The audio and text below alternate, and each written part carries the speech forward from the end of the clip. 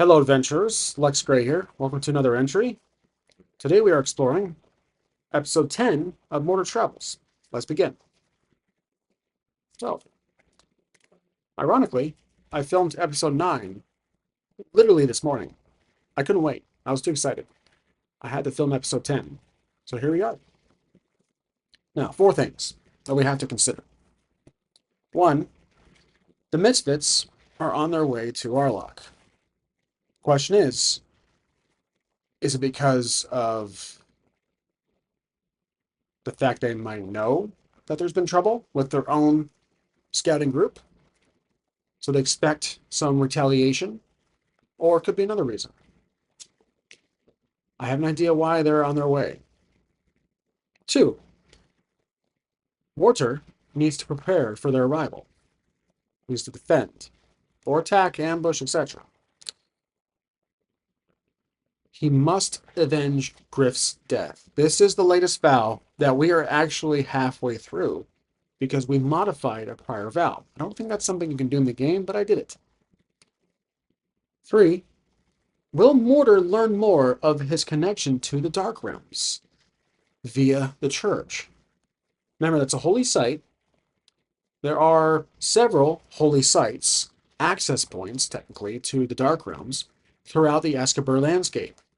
We know of one in Ashford, and now two, the second one, in Arlok. And then number four.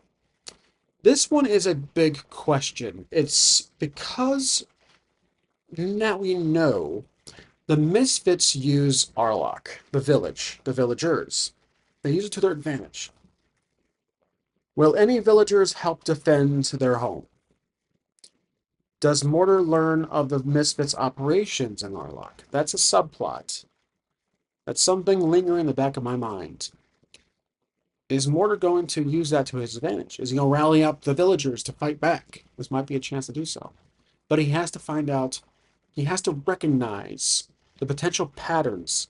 Why Arlok, why the Misfits, those three, were able to find Griff so fast and ask him. So, where we left off in the last episode was simple. We were outside the church, and he was able to see the incoming trouble Misfits on their way. Morter has not exactly. He did heal. His supply is +2, which is not good, but not terrible. His spirit is right in the middle at 3. Literally the middle. Now, we need to roll for the journey because what happens next? So based on my roll here, this will control the narrative. This will, I should say, influence the narrative. We are rolling plus wits. And we do have a bond here, so that is +1. The bond is essentially Griff's reputation, the vow, his family. Wits is +3, so that's going to be +4 total on this roll. Here we go. Got some action there. So it looks like a very strong hit. I wish actually those were matches, but we didn't get that this time. So 5, that's going to be obviously 9 over the strong hit there. So a strong hit, you reach a waypoint. If the waypoint is unknown to you, envision it. Ask the Oracle for guidance, then choose one. You make good of your resources, mark progress. You move at speed, mark progress, take +1 momentum, to -1 supply. I'm going to actually...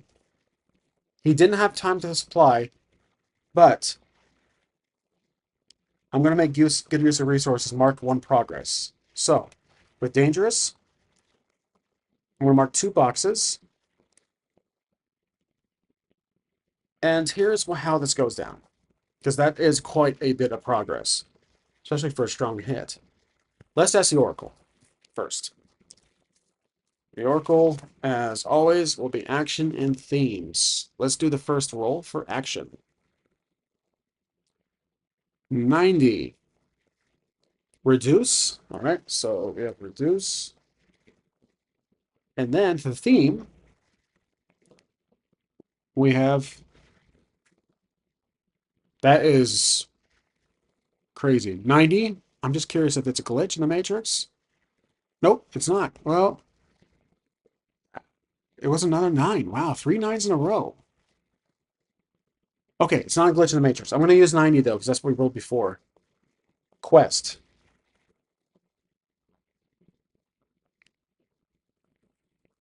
Morter, as he sees them approaching, he's having this epiphany.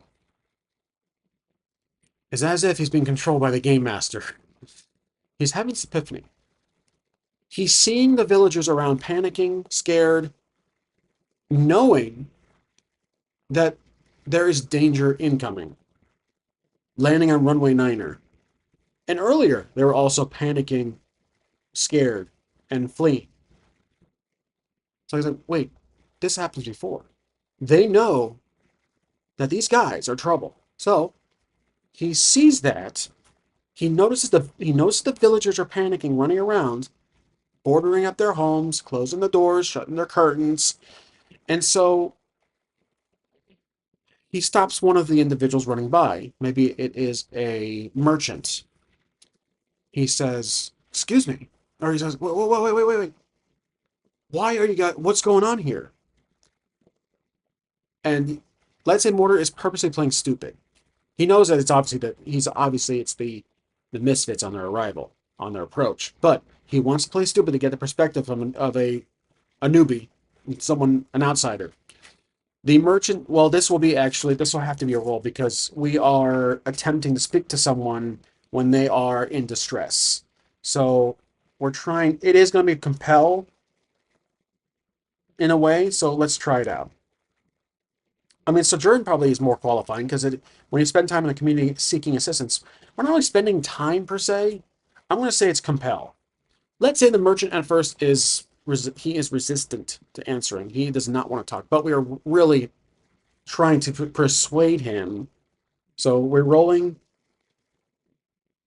with this will be heart plus a bond. So that's going to be 3 total on this roll.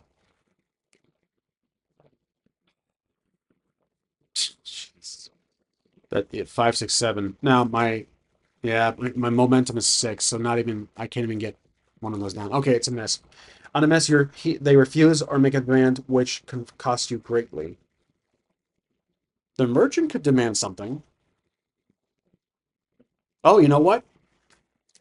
Here's what the merchant says. Let me go to pay the price. I'm just curious. Well, let's roll for it. So the merchant is we're teetering on the merchant's choice right now. 83. A surprising development complicates your quest. The merchant saw us, Mortar, fighting with the others. And he says, he thinks we are with them. He says, you're with them, aren't you? I saw you fighting. You killed Griff, blah, blah, blah. And Med's like, no, no, no, no, no, no, no. I'm literally fine. I'm trying to stop them. Why? What have they been doing to this village? That's basically what.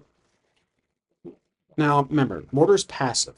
I'm not trying to step out of his character here. I'm trying to figure out how he would say. He says, no, you imbecile. No, you idiot. What do the misfits do here? You guys are running like cockroaches. This doesn't make sense. And that will compel the merchant says he's panicking and this will be another compel. We're trying to sympathize with this guy, but it's at the cost of Mortar's characteristic. And I think this will be testing the bond of the village. So let's test the bond. So we failed originally. You know what? I think this doesn't work. We failed the compel. He runs off. So we can stop someone else. Let's ask you, is there anybody else that is willing to talk? Let's just say 25% chance. Everyone is panicking, running away. Nope, can't. So there's nobody else. I mean, there is the family. They are mourning the death. But that would be a test of your bond. If we go talk to the family, the mother, I mean, we can get her name here shortly, and Albin.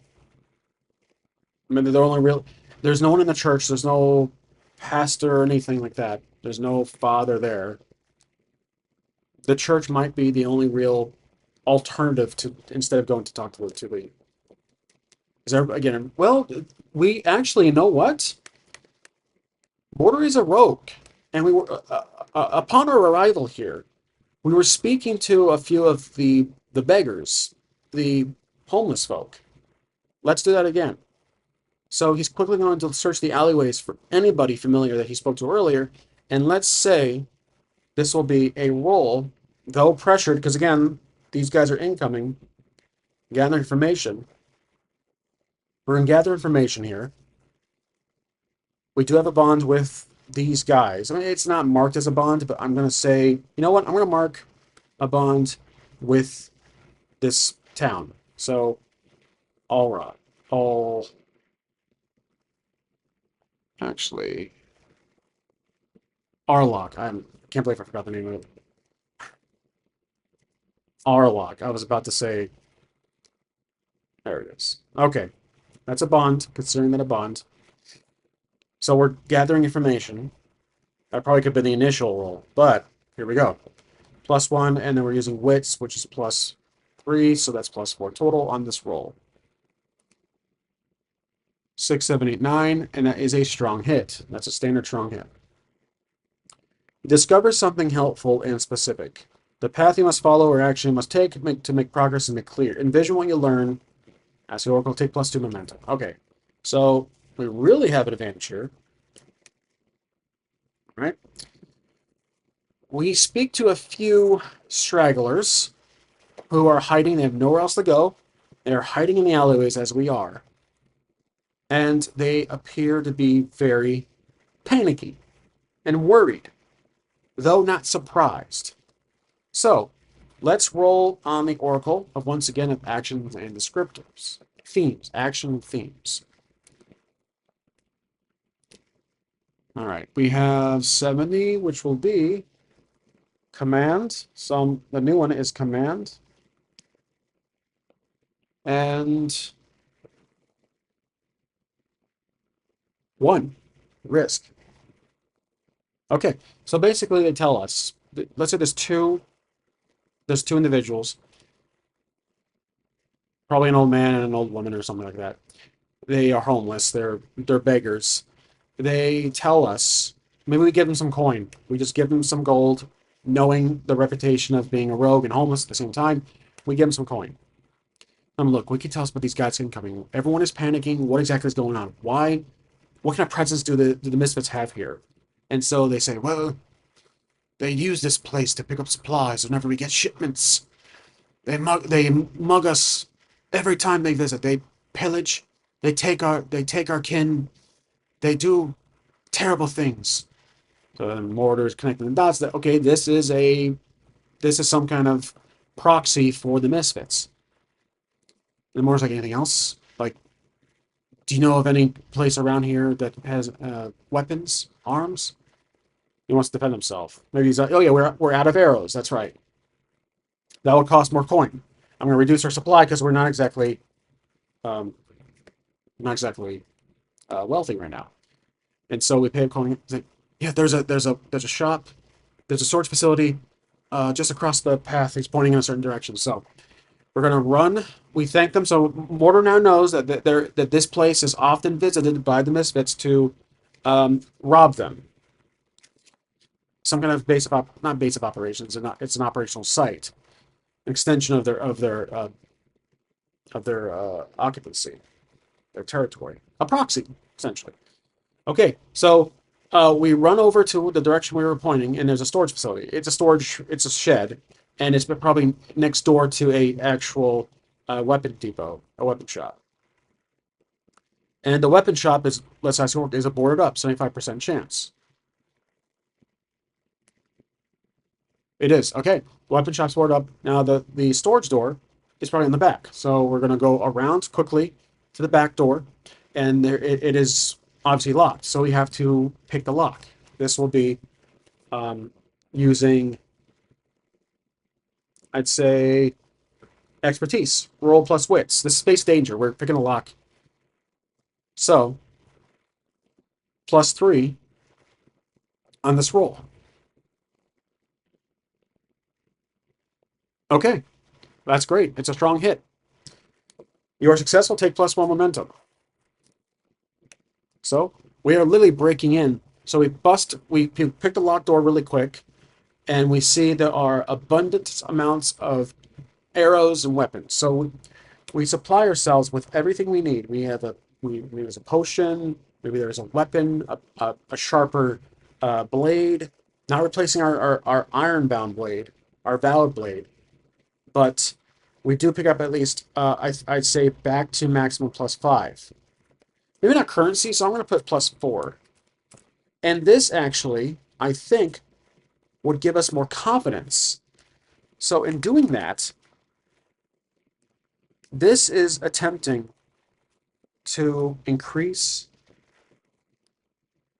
I say this is a sojourn moment. Sojourn. Again, I'm always mispronouncing this. We are spending time in the community to seek assistance. We are seeking assistance by stealing from them. So I'm going to roll for this just to see what happens. So here we go. This is probably completely unnecessary and does not qualify, but I'm going to do it anyways. So we're rolling with the bond and the heart, which is going to be 3 total. I mean, technically, it is to resupply. So, but we already did that. So, actually, I didn't roll for supply. I just gave him supply. Though it was a strong hit on the face danger roll. Resupply typically qualifies for that. Interesting. So we're picking a lock with face danger. Strong hit. I'll keep going. Sorry. All right. 5 with the heart and bond. That is 3. So 6, 7, 8. Oh, ooh, a strong hit on matches. So, matches, strong hit. Great. So this means for the basics, on a hit, strong hit, you and your allies may choose 2 within the categories below. All right, we're choosing 2. I'm going to choose. Let's see. Equip your unprepared ability. I don't have that problem. Recover takes +2 health, and 2 spirit. So health is a maximum, and spirit is a maximum. We feel very confident. We have a boost in confidence because of what we found breaking into this place. So we're working. We're walking the gray line here, and then that's all I can do. But because of the matches that is significant to us. So let's do a plot twist and tweak it to our advantage. So I'm doing a D100 here. That'll be 33. More matches. Someone returns unexpectedly. Somebody returns unexpectedly. Interesting. I'm going to put a star there. Someone returns unexpectedly. Okay. Plot twist. As we are gearing up inside the shack and we step out, we're about to step out, there is somebody standing right in front of the doorway. It's not a misfit. They have not arrived yet. They're halfway here, maybe 150 yards out. There's somebody standing, silhouette, another moment where you'll see a outline of someone, the shadow. This someone looks to be like a traveler. They, as usual, it's a robe. You can't see their face yet, but they are tall. Not menacing, just very tall, physically fit, though it's a female. So let's get some descriptors here. We're gonna build an NPC up. This is gonna be a new character. Somebody appeared outside the shack,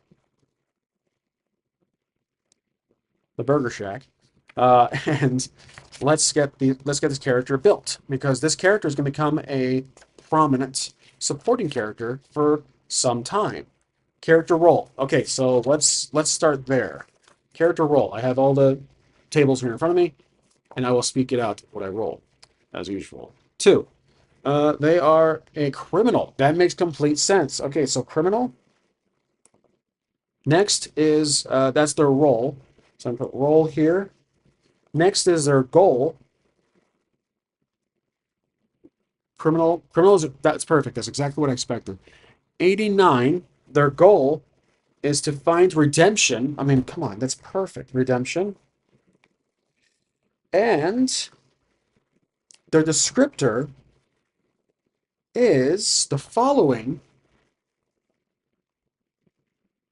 33. 33 again. I mean, strong. They're a very strong individual. Okay. And their disposition, dispo, is going to be, oh, not 33. I'm surprised. 23. They're talented. Okay. I think that's pretty much it. Now we need a name. So the name, most importantly, star, is going to be the following. It's a female character. You put gender, pronouns, what we're going to call it. It's a female. Sharpen the pencil here. The 60, 96. Yeah, 96.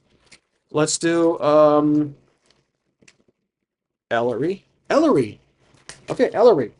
So,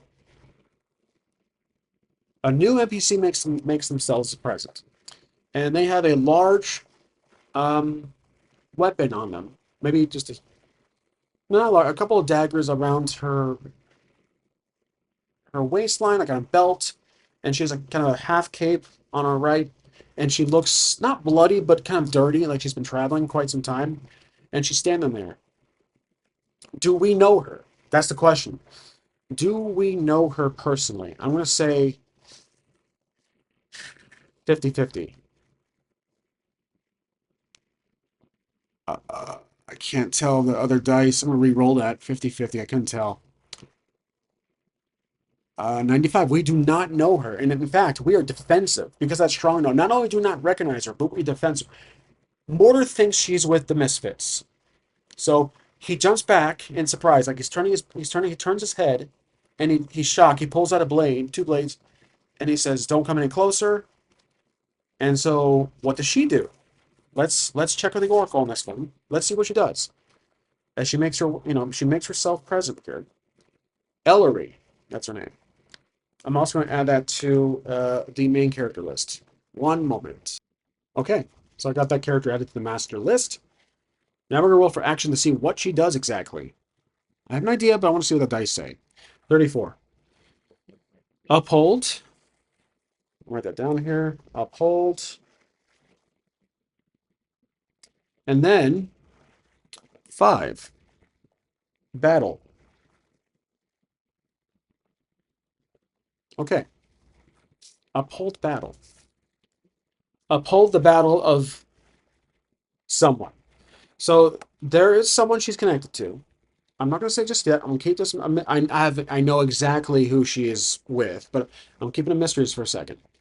From Mortar's perspective, Mortar's not sure who she is. She takes a step into the shack. She puts her blades away, or she like covers her blades up, and she says, "Don't you recognize me?" Mortar's like, "No." Are you with the Misfits? She says, "No." She laughs. She like shrugs. No, far from it. She said, "I'm from Corwood." You have no idea who I am, don't you? And Mortar's like, he just doesn't come back to me. He doesn't, again, with strong no, we're not really doing a roll here. I mean, we could try to do a roll, but I don't know, like, that's like test your bond, I mean, forge a bond. That's, I see forge a bond, and I've not done that roll yet. I'm pretty sure I had to several times throughout this campaign, but I have not done that. It's kind of just, hey, I have a bond. Let's kind of pull it out of thin air. So I'll try to remember that for next time I actually want to tick a bond. But I've just been, again, like, Candy from Candy Store's been basically taking it. So she basically says, "You don't recognize me." And we just don't. I said, "No, we don't recognize." She shows, she moves her cape to reveal a patch on her person, on her clothing. And of course, we recognize the patch. Mortar is surprised. Patch belongs to, let's do a roll here. 1 through 3, it's the Frost Hands. 4 through 6, it is the Cold Front. These sound like college football teams. I don't know why. Um, let's see. I think it was the Frost Hands and Cold Fronts. Yep. So we have the Diamondbacks and the Dodgers, basically at this point. So Frost Hands is 1 through 3. Cold Fronts is 4 through 6. You know what? Just make it interesting. She's with the Cold Fronts. So, yep, she's with the Cold Fronts, and that basically triggers a survival instinct for Morter. So I'm going to write that down that she's with the Cold Fronts. Little star there. That's pretty significant. And she is, let's say she's related, the daughter of one of the main governing officials of the Cold Fronts, the top dogs. And she says her name. I'm Ellery. I'm with the Cold Fronts. How do you not know of me? Are you that stupid? She's trying to intimidate us. We're like, what are you doing here? She asks. Like, I just ran into some of your others. And she says, yes, I was with that party. So this explains why the Cold Fronts were here. She was with that party, but she's actually here for another reason. So she's been here the whole time. Here's the deal. Here's a lore dump, as again, fellow commenters have mentioned. Ellery is a special case. She does not just the dirty work, but she does the secretive operations for the Cold Fronts. And she was tasked into finding out the operations for the Misfits, of the Misfits. So the higher ups of Cold Fronts told her, commanded her to look into the operations the Misfits have in Arlock for a power grab. So she's been here ever since. She's been their spy. And so she wasn't supposed to take part or get in the way of basically like a watcher from Marvel. She just keep her eyes out. But something happened lately. So she takes off her hood to reveal her face, and she gets closer. She's very like almost taller than Mortar's. Not like the barbarian height of Mar, but she's very fit, tall, um, and she basically says, "Look, your father and I escaped. We ran. We both left Corwin. There's a twist. She was the one seen with her father leaving Corwood. That's what Moss pointed out, that she saw Mortar with someone. They were both on horseback. They fled. They left. She used the excuse of going on a mission from Corwood to take her father to Orlok. So she says, look, I'm your father's friend. I'm a good friend of your father's. And she says, Mortar, I'm Ellery. She points out that your father and I took him here because he was on some kind of mission to find someone. And so I'm trying to figure out why or why Damon left. That's the real kicker. So that's still a mystery. She basically says she didn't get all the details, but she's good friends, and she did this a favor for him because maybe he's not supposed to leave um, Arlock or Corwin. He's bound to stay there due to maybe some rules, but she used the opportunity to take him to Arlock. And Bora's confused, like, well, why? Well, so you were with my father. Where did he go? And before she can answer that, they hear loud voices, screams coming from the outside. So let me write this down. Episode 10, basically. I'm going to pause the video for a moment.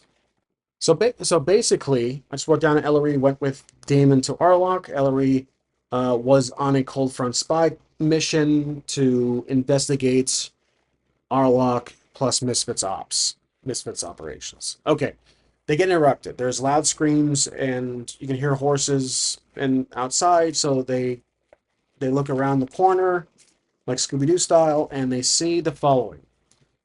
I'm going to do 2 rolls here as usual. I love using the action themes. They really work out. So 88, a lot of doubles today. Release.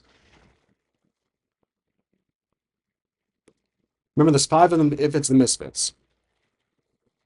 Well, it is the Misfits. That's obvious. 48. Debt. Oh my god. All right. So, you hear a loud shout. It's a commanding voice, and they see one very well dressed individual who's clearly the leader, the captain of the bandits. It is the boss himself of the Misfits. We'll get a name details of him later, but I'm basically seeing this from a distance. He's saying out loud, "We're looking for the bastard that took our prisoners. If nobody gives them up, we're going to burn this town to the ground." And everyone, several of the bandits have torches ready. Like they're literally holding these torches. So Ellery says to, she whispers to Morter, "What did you get yourself into?" And Morter is kind of not regretting. He's just like, "Let's just say a favor for someone who unfortunately died by my hands." And she just shrugs it off. So we continue to watch. There is basically a we have the Iron Vow with the family. So they're outside the door. Maybe they're in the middle of the courtyard of the town of this village here. So what can we do here? The town, again, we weren't able to really rally them together to fight back, so that failed. I was hoping to do that, but I didn't get a chance to. But Mortar says to Ellery, "Should we strike? Did we attack? What any ideas?" And Ellery is she's a strong redemption criminal. Redemption. Talented.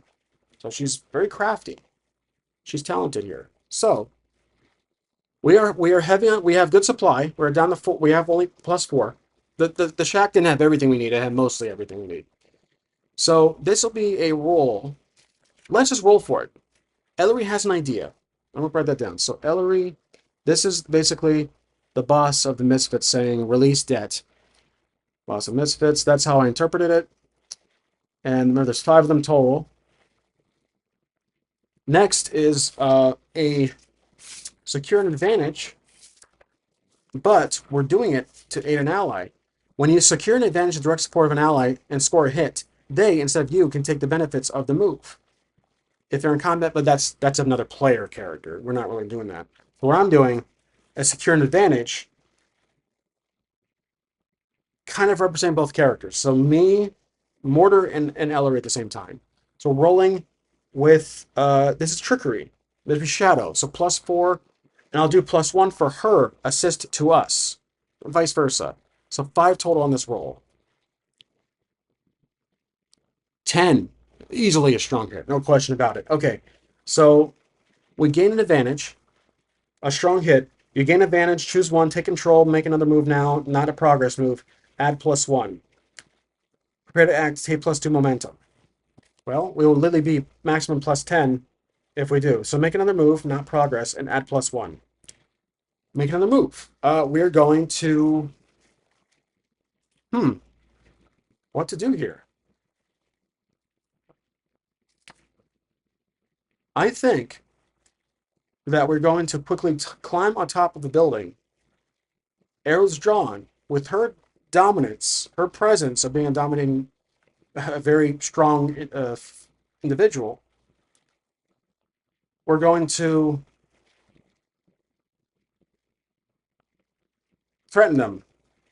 So this is her redemption. She wants to redeem herself. Like while still remaining in the shadows of the village, remaining like as a villager for some time here, when her father was here, she was tasked to oversee, but she actually wants to help. Maybe she had a change of heart. Maybe she's a love interest of her with her father.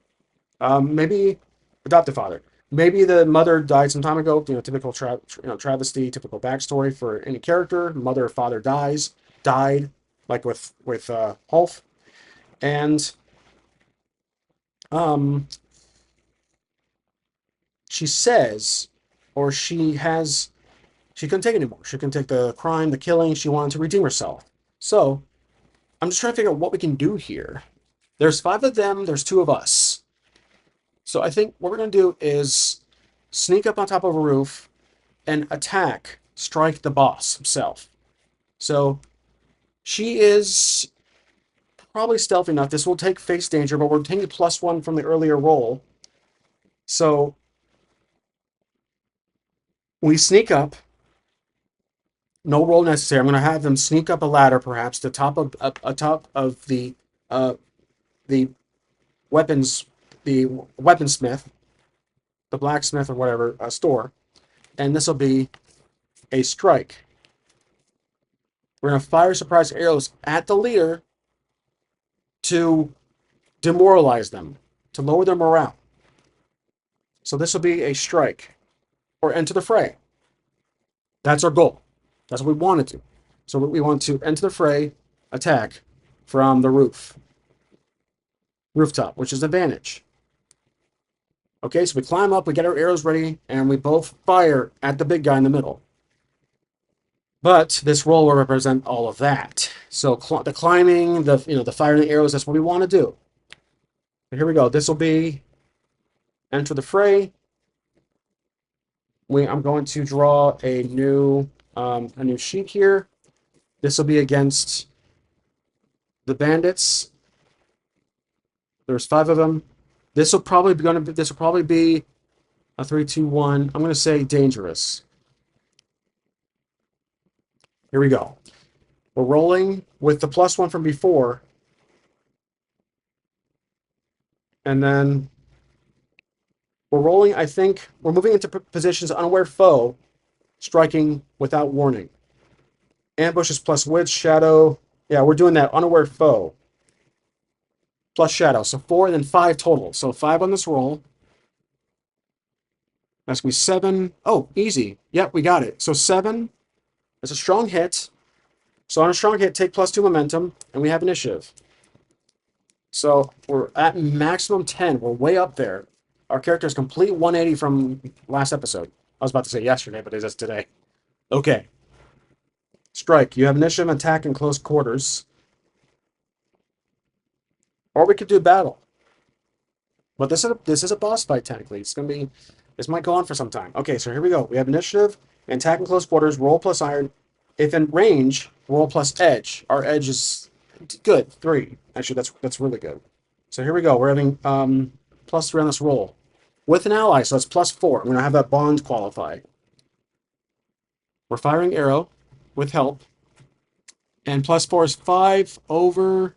Oh, wow, another beat. Thank goodness for my house hack of the 5 total there. So we have 5 total. That's a strong hit. We inflict +1 harm. We retain addition. And I don't have any cards that qualify for... yeah, duelist is wield a weapon, a bladed weapon. Ward doesn't qualify here. Blade bound. Enter the fray. Oh, I probably could have done that. Shoot. That's okay. We still got it. And then there's a tether, which I'm still holding on to that for a very specific moment. That was a custom asset, not a custom asset card, an asset card I threw in because we're in the territory where Morter has that connection to the Dark Realms. Still hasn't mastered that power yet. I don't even think he's fully aware of it even. Okay, so we inflict 1 harm, and you retain initiative. So we inflict one harm. That's going to be 2. And then we're going to strike again. So they panic. We fire arrows. Now, who do we get? Do we actually strike the boss? I don't think so. The arrows, the other men on horseback hear the arrows, and they actually get in the way. They actually protect their master. So perhaps the 2 arrows hit one of the 4. 5. So now it's down to 4. 4 of them. Okay. So they're panicking. They're looking around who did that, and they right before they see us, we're going to strike again. So we still have initiative. So here we go. We're going to strike with edge. Again, this might be a little redundant per roll, but we're doing a +3. But now it's going to be us, not her. So this roll is just us. Then we'll do her. So we're rolling +3. Oh, nice. 9 over... Wow, perfect. Yep. That's a hit. So strong hit. We get another one. Okay, that's 2. 4 boxes total. They're down to 3. Yeah, that makes sense because there's 3 more 2 boxes to fill. 3 sets of 2s. and then she attacks. So this roll is for her. Let's give her similar statistics to us. We'll say she has an edge of 3. So she roll with 3, as if she's a player character, which she's not. 3, that's 5. Unfortunately, she does not get the arrow flies by, and she loses. We lose initiative as a team. So I'm going to keep it compressed to the team effort. So I'm experimenting with her as attacking, but we'll only roll with us. So because of that, we're going to do a battle, perhaps. Let's see. Let's do a battle. So I think this will go on for too long. So basically, here's what happens. This battle is for the remaining 3. I want the boss to be the last one surviving. So this battle, we're gonna do edge from a distance because we have advantage. So here we go. Rolling for battle. +1 with the bonus from her as an ally. Custom rule. So I have 4 total on this roll. This is rolling for battle. That's 5, 6, 7, which that's a weak hit. But I can use my momentum. But do I? Nope, I don't. Okay, I'm going to keep it as a weak hit. You achieve your objective, but not without cost. So we defeat. I'm going to fill in 4 boxes. So that's 2 harms. And the boss survives. That's basically the pay the price. So if I go to the pay the price, even if I were to roll for it, which I feel like doing right now, 59, a cause of delay or puts you at a disadvantage. Okay, so the boss, this again, this very nicely dressed, almost looks like a noble. He has he has some kind of artifact that when he holds it, it's like a it's a stone. It's like a rune. He holds a stone, and he fires an energy blast at us, and it blows up the top of the roof. We don't get hurt. We jump out of the way because again, a weak hit. He fires it, and it blows it up, and we jump out of the way. He's the last remaining. So we jump onto the ground, and we're now a fight with the boss. So this will be a boss fight, and this will also be another. We're going to have to end the fray, end the fight, which we don't do yet. So he is hurt, but what I'm going to do is skip off the prior we defeated. I didn't end the fight properly as we're supposed to, but I'm going to basically change this to the boss. I'm not really giving him a name just yet. He will be dangerous. So now we're going to enter the fray. This is a brand new fight. We're both it's like a Mexican standoff. We're basically 2 against 1 at this point. 5. I'm rolling for. Let's see. I totally forgot. Let's see what I was going to use. Oh, you know what? I'm sorry. I'm going to redo that. I'm going to redo that. Blade bound. This will be enter the fray. I'm going to do +1. Add +1 to the roll and take +1 momentum on a hit. So I'm going to be using. Let's see. Face off against your foe. Yep, this plus heart. So that's heart is 2 and then 3 total. So here we go. 6, 7, 8. Look at that. There is interference on that 8 and 0. So, yeah. I don't know. I'm gonna re-roll that. There's interference. Okay, so 3 bonus. That's 4 against 7. Okay, I'm gonna spend my momentum to beat one of those as a. Oh wait, it's doubles. A weak hit doubles. Oh no, it's no longer a weak hit. It's no longer doubles. It's just a weak hit. So we'll lower it to reduce back to my reset 2, and we lower that to a weak hit. So technically it was a hit. We take momentum on a hit and then add. That's really it. So weak hit. Bolster your position. Take +2 momentum, or prepare to act. I'm gonna take initiative against this guy. So there you go. We take initiative, and we're using our blades. This is close quarters combat. We're not using the bow any longer. So this is duelist. We are striking this guy, and we're going to roll iron, which is 2, and then our asset duelist gives us a +2, but it also creates that, murky waters of count a weak hit as a miss. So it's all for one or none for all based on the strong hit. So +2, and you get to do additional harm on a strong hit. All right, here we go. This is again, this kind of like turn the tide in its own card. So +2 on this roll with iron, which is +4. And also her. I'm trying to compress both of our moves in one, so I'm going to say +5 on this roll, which might seem like a lot. Oh, nice. So it worked out. +1 harm, so that's going to be 2 harm on a strong hit, and it's matches. I think. Yep, matches on a strong hit, even without the bonus. So, or even without my um, my gift to them. So, a strong hit, inflict +1 harm, but I also inflict 2 because of the card. So I'm going to do 4 boxes total. But because it matches, something happens. So we both strike vibrantly, very, at a very, very good. We overpower him. He's not as tough as we probably thought, even though he has that rune. Obviously, the artifact he stole. We're gonna do a major plot twist here. Maybe we'll see. I might tone it down a bit. 73. A new danger appears. Hmm. The shadows.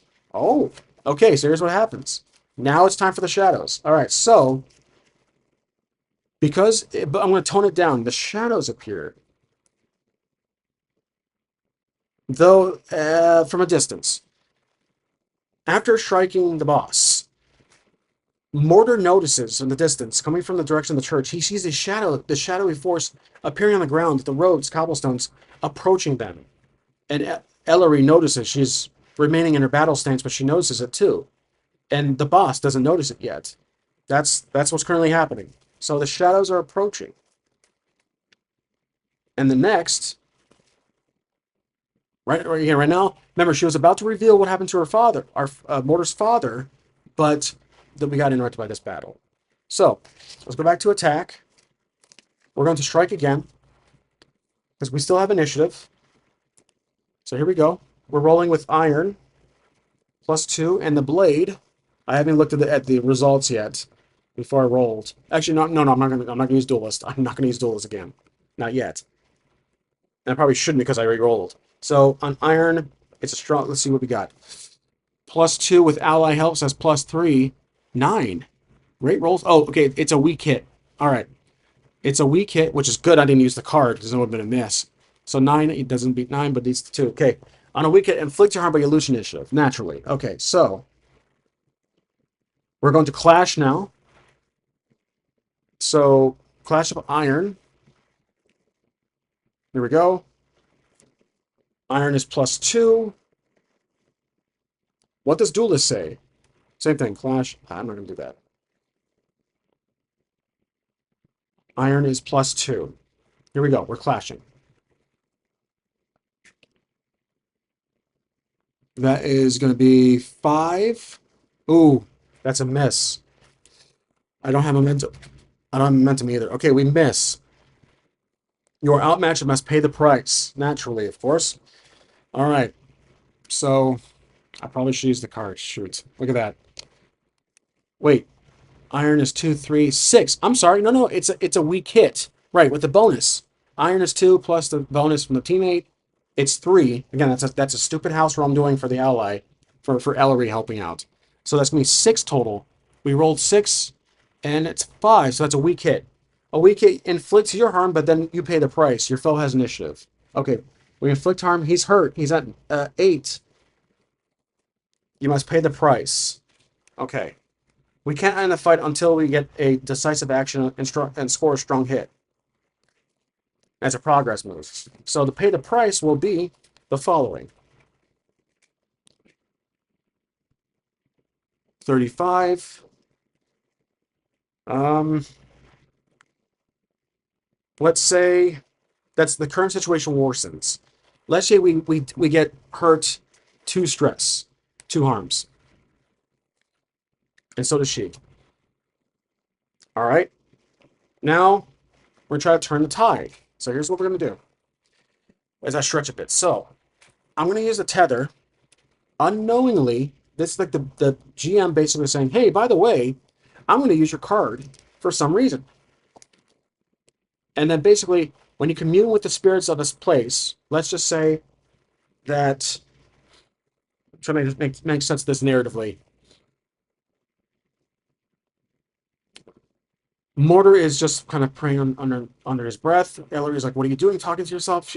He's basically praying because he remembered last time that the shadows didn't show up, but help did show up. The guy from her other colleague from the cold front showed up. So he's doing it again.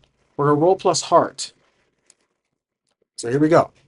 Plus heart, which is going to be +2. And sure, if you bond someone there, +1, that's a 3. And you are tethered. Here we go. +3 on this roll.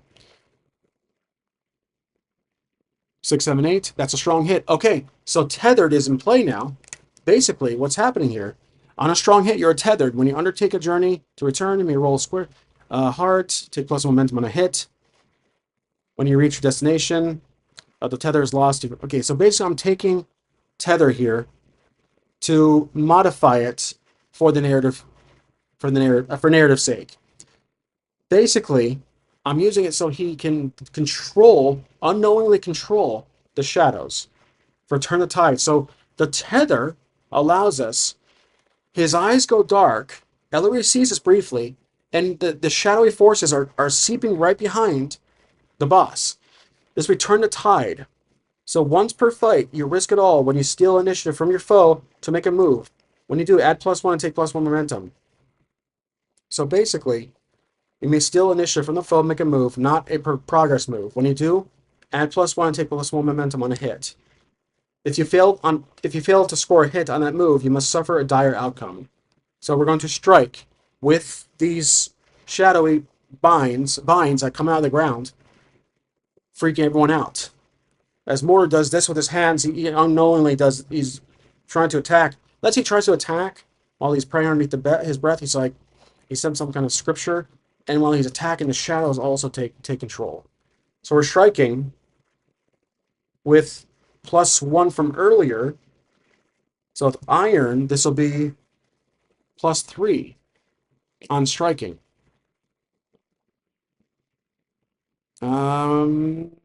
8, I guess, matches of 8. So, oh wow, so 9 over matches of 8, or the 2 is there. But I'm gonna play favorites here in Morter, playing favoritism, and this is gonna be a strong hit with matches. So that is also +1 momentum on a hit. So we're back to 4, or we're at 4, and we inflict +1 harm. That's all the boxes.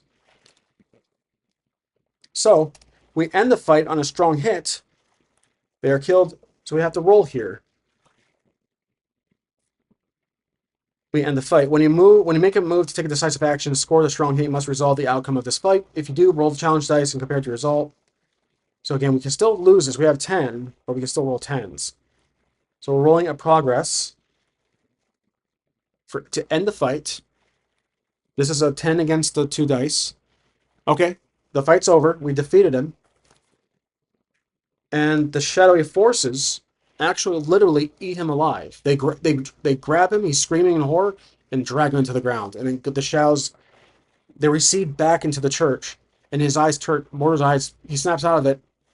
And he's like, what the hell happened? He's looking around. Ellery is confused, but like, what'd you do? And so the bandits are all dead. The captain's gone, the boss is gone. And because we had matches in the last roll, I'm going to inflict another, it's just plot twist galore. I'm going to do another plot twist. I'm hoping it lands in the one I want. There's one I'm noticing here. I'm hoping it lands on it. Okay. So 90. 2 seemingly unrelated situations are shown to be connected. Okay. So here's what that means. Ellery Yeah, this is close to what I wanted. Two seemingly unrelated situations are shown to be connected. Trying to figure out how to word this. She says, from her perspective, her father was delusional. He was panicking and said he had a dream he had to go to Arlok for some reason. He was so desperate. He was tired. He was upset. He was emotional. He needed help, and he didn't know who else to go to. Not his own people. Maybe he had a bad reputation with the Frost Hands, and he came to her. She, again, close friend, ally, most likely. Again, maybe love interest. So Ellery says, "This this can't be." Like she says, "The church, your father. I saw him go into that church, and that same that same dark magic. You did the exact same thing. What are you?" And she's confused. So now Morter knows that his father is in the church, went to the church, and that he has some kind of connection to the church. Now remember, they're not blood related, but we know the Dark Realms in a way is sentient, and Mortar is by heritage, by bloodline from Ashford, is related. So Mortar is the true, chosen one out of the two, Half obviously, but perhaps I think the father Damon was pulled in telepathically, psychically, however you want to say it, psychologically, was tempted by the Dark Realms to seek it because of the events that have been unfolding in Ashford. So all the portals that are, we don't know where all of them are. I don't know how many there are, but there's probably a handful of them across the land of Escabur that are beginning to activate and pulling in anybody who is related to the bloodline. And then most likely it's just Mortar or Mortar and Hulf. So let me write this down real quick. So basically, what I wrote down is that Ellery says Damon went to the church, disappeared. She didn't know what to do. She couldn't follow. Mortar's use of the magic was the reveal. So when she saw that Mortar used the magic to his advantage, that's what caused the church this whole connection. So again, this reveal here, two seemingly unrelated situations are shown to be connected. It's absolutely perfect for this. Those two situations did connect. So two situations connected, which makes entirely more sense now. So Damon's disappearance with Mortar's powers connected to be the Dark Realms. So now we have to do a progress move to close off that vow because that's what we did. We swore in the Iron Vow, and we're going to fulfill it. The father's missing too, so oh yeah, that'll actually be a progress track. When you reach the milestone, danger, extremis 2 ticks. We know that he's in the church, most likely in the Dark Realms. So I have a feeling we're going to be back in the Dark Realms again. It all comes around, all one big U-turn, or I should say, one big roundabout in the story. So I did 2 ticks for the reach a milestone, and also we have to. I think this was It wasn't a journey. It was a vow for avenge Griffith's deaths. I was about to say Griffin's death. Griff's death. So when you achieve what you believe to be fulfillment of your vow, roll the challenge dice, compare the progress. Momentum is ignored. Okay, so here we go. We're rolling. We have 8, and then we'll talk to the family, obviously, about what happened. So we have 8. Hope this works. Okay. Wait, is that 9? Oh my gosh. Okay. That's a 9 and a 10. That completely fails. So here's what happens. That's a miss. At least it wasn't matches. On a miss, your quest is undone. Envision what happens and choose one. You give up. You forsake. Here's why. So Mortar is talking to Ellery, and they realize, oh, right, I gotta go tell the family that. So, however, the son and mother were kind of in the distance watching the whole thing unfold. He walks to them. They panic, and she says, don't approach us, you monster! And she takes her son and runs away. They run back. That's it. It's over. Because of what he did, that makes sense for the miss. Chief, we have to forsake the vow. So when you renounce your quest, betray your promise, or a goal is lost to you, clear the vow and endure stress. You suffer negative spirit equal to the rank of your quest. Troublesome. Yep. We have to endure stress. So here we go. You suffer spirit equal to the rank of your quest. My rank was dangerous, so we lose 2 spirit. I think so. Yeah. Yep. Dangerous is 2. If your vow was made to a person competing within who you share a bond, test your bounds when you meet next. Oh, okay. If the vow was made to a person or community with whom you share a bond, kind of do test your bond again. You know what? I, maybe let's do that. Let's test our bond. We do have to suffer the spirit anyways, but let's test our bond. We're walking to the family, so they don't run away just yet. They're not screaming horror like Godzilla. They don't do that yet. We're testing our bond. When your bond is tested, again, it's like the second time. Not a great track record for this family. Let's roll plus heart. This is +2. Yeah, I didn't think so. 4. Yep. Oh, and matches. Okay, so fail. Yep, it's matches. With yeah, it's a miss. Damn it. Okay. So yeah, take miss. You have no interest in maintaining the relationship. Clear the bond and pay the price. Yep. So I gotta clear this out. Oh boy, that did not work out well. Clear the. Whoops. Yeah, clear the whole thing. I'll clear that out. I'm erasing it from the bells like that. Unfortunately, and then pay the price. So now we'll go pay the price and see what happens. The price could just be that they run away, scream monster, but I'm gonna roll for it. See if anything else comes up that's even better than that. 89. It wastes resources. Maybe the resource is just figuratively saying it wastes our attempt at all that. So we did. Okay, yeah. I'll just stick with that. They run away and scream in horror, monster, seeing what we did. Violence, death, etc. So yeah, that is done. So we no longer have the bond with Griff. That's gone, or Albin. That's gone. But Arlock, the village itself, maybe. So we're back to 1 box filled in. But we do have a bond with Ellery, maybe. So Forge Bond, when you spend significant time with the person or community, standing there, face hardships, or make sacrifices for their cause, which we did, you can attempt to create a bond. When you do, roll plus heart.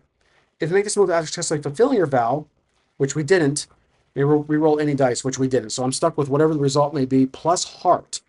So that's 2. 4, that's a weak hit. So this is with Ellery. 4, yep. So a weak hit. They ask something more of you first. Envision what it is. Do it, swear a vow, or mark the bond. If you refuse or fail, pay the price. Okay. They ask something more of you first. Envision what it is. They ask us to say, can we go? So she's basically saying, you clearly have a connection to this dark forces, dark realms. Please go save your father. That's what we're gonna do anyway. So um, this will be. We'll have to swear. We can swear another iron vow to go into the dark, go into the church, I guess. So might be a new iron vow. Let's just do that. Swear an iron vow. I'm assuming that's what it is. So yeah, let's just do that. This will be plus and a bond, which actually no, it doesn't count. Arlock is the bond. Our father is the bond. Oh yeah, Damon is a bond. He is naturally a bond as our father. So that is back to 1 tick. So basically a box and 1 tick. Here we go. So we have 1 on this roll and then heart. So 3 total. We're doing a new iron vow to find our father, but within the church specifically.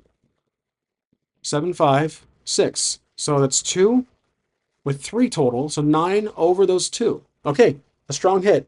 You are emboldened, and it is clear what you must do. Ask the Oracle if I'm sure, +2 momentum. We got to go into the church. That's it. We have to So I'm going to write down enter the church to save father. Kind of a journey, but not really. This will be ranked, obviously. I think this will be hmm formidable, which is one box per, maybe. So this will be a whole other quest. It might be a modification of the original vow, our background vow. The father is missing. My father is missing. Yeah.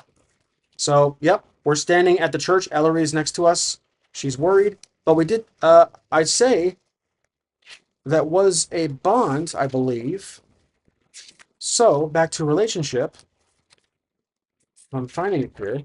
Combat moves, and then we go back to relationships. Forge a bond on a weak hit, and mark your bond. Yep. So that's another one with her. This will be Ellery. Okay. We're standing at the church. The door's open, and we hear voices coming through, passing us like the wind. Ellery's standing next to us. So at the church. All right. And that's going to be it for this episode 10. This was quite something else. Hope you guys enjoyed. And as always, I will do my closing. Whoops, not that. This. Well, that's all for today. Hope you enjoyed this telling.